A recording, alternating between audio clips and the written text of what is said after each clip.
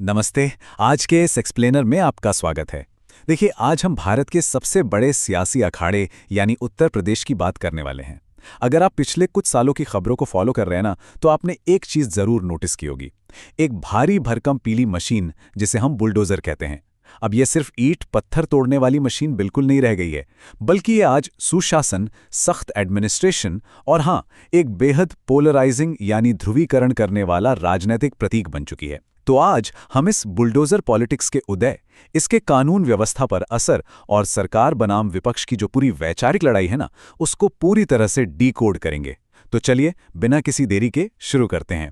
तो आज के हमारे इस डिस्कशन का रोड मैप कुछ ऐसा रहेगा। सबसे पहले यूपी की ये जो नई पहचान बनी है, दूसरा सरकार का क्राइम कंट्रोल वाला दावा, तीसरा विपक्ष के तीखे सवाल, चौथा लॉ एंड ऑर्डर की असली जमीनी हकीकत और आखिर में इसका इलेक्शन और पब्लिक पर क्या असर पड़ रहा है।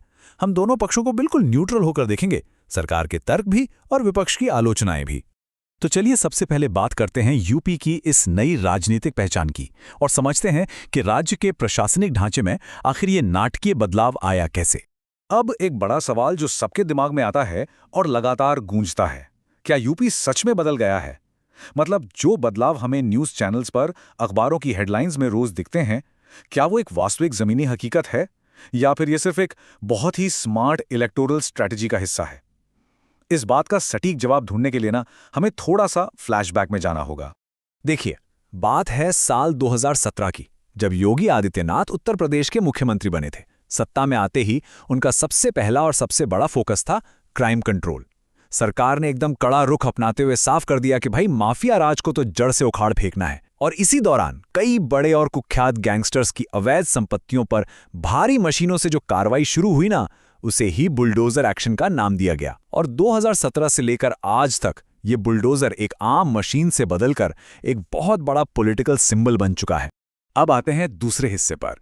सरकार का असल में दावा क्या है? वो इस क्राइम कंट्रोल और जीरो टॉलरेंस पॉलिसी को कैसे देखते हैं?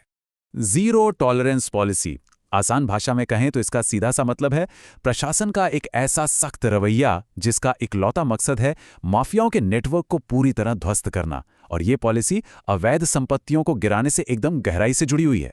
अब जो लोग इस पॉलिसी को सपोर्ट करते हैं ना, उनका दृढ़ विश्वास है कि भाई, इस सख्त अप्रोच की वजह से ही आज यूपी में क्राइम का ग्राफ धड़ाम से गिरा है।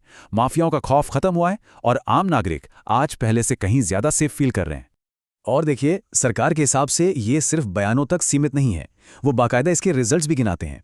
जैसे एनकाउंटर पॉलिसी को एकदम सख्ती से लागू करना, हजारों की संख्या में अपराधियों की गिरफ्तारियां, इसके अलावा पुलिस बल में बम्पर भर्तियां, हर तरफ सीसीटीवी कैमरों का जाल बिछाना और हाँ, दंगों की संख्या में भारी कमी लाना और महिलाओं की सुरक्षा को बेहतर करना इसमें शामिल है।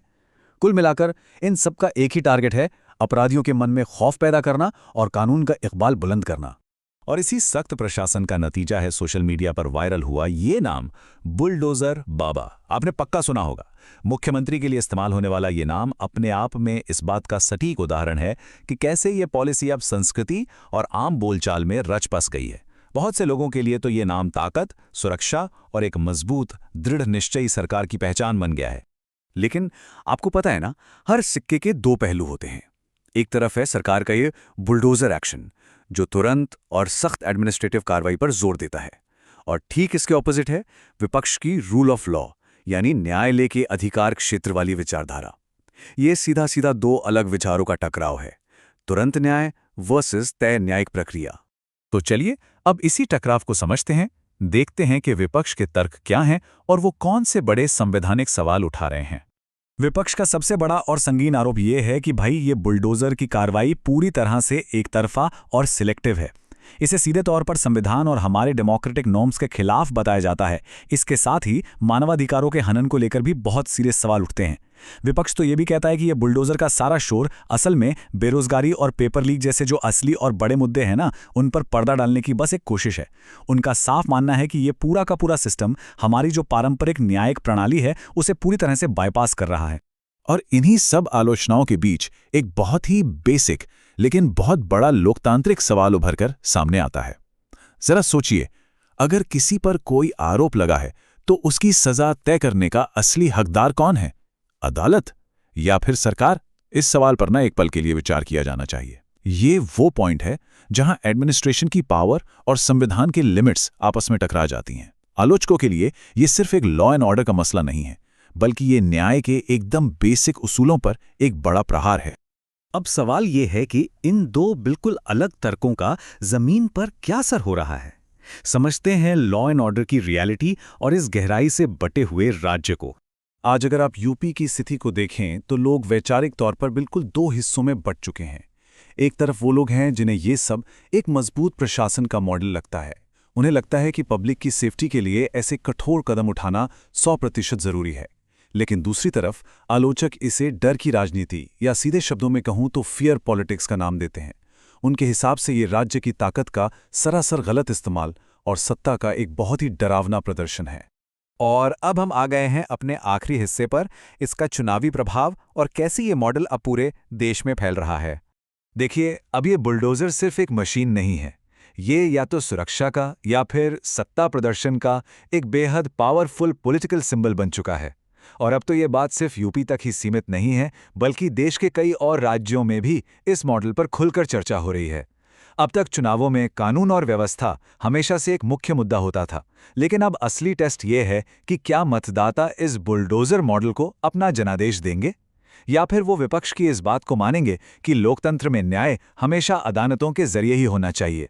ये जो वैचारिक विभाजन है ना, यही आने वाले चुनावों की दिशा तय करने वाला है। तो इस पूरे एक्सप्लेनर को हम एक बहुत ही गहरे दार्शनिक सवाल के साथ खत्म करते हैं।